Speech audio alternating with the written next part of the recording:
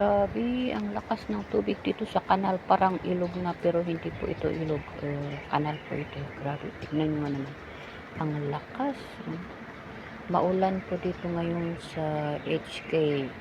Almost 1 week na ganito. Pero ngayon lumalakas ang ulan.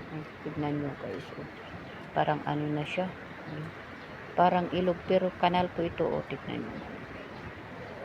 Maula-ulag ang mga ilog dito. Yan mo. Tignan mo. Lakas ng ano. Yan po. Dalawang naghatid po ng alaga sa school.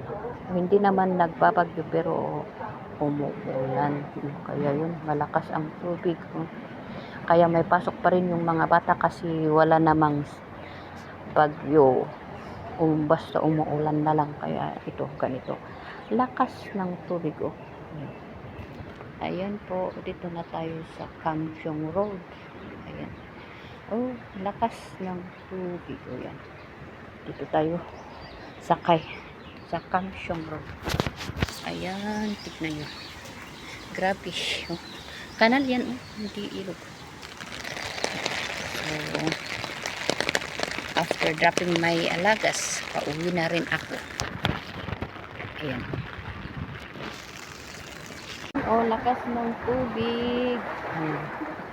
Buong gabi magdamag nag-ulan ng malakas. Wala namang bagyo pero yun. Kaya yun, ang lakas ng tubig dito sa kanal ng probinsya. Ako pauwi naghatid sa aking alaga sa school. Ito, lakas. Tignan nyo, tumaas yung tubig. Parang may bagyo pero wala po. Ayan, lakas. Kanal sa dito, probinsya. Yan, ako pauwi. Ayan. Tignan nyo nga naman tong daanan ng mga taga-probinsya. Actually, naman sila, nagkakating sila dito pero ngayon hindi pa sila nagkating kasi laging umuulan kaya madaling lumago yung mga damo.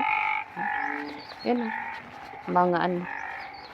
Yan, naririnig niyo ba yan? Mga huni ng talaka. Yan, dito tayo. Yan. Pauwi ako. Yan, kaya kailangan ng buta. Yan ang tubig. Ayan. Ayan ang tubig. Sa kanal na ito. Kaya kailangan ang buta talaga dito kasi mababasa ka. So, ayun. Mga pusti dito. Ako din.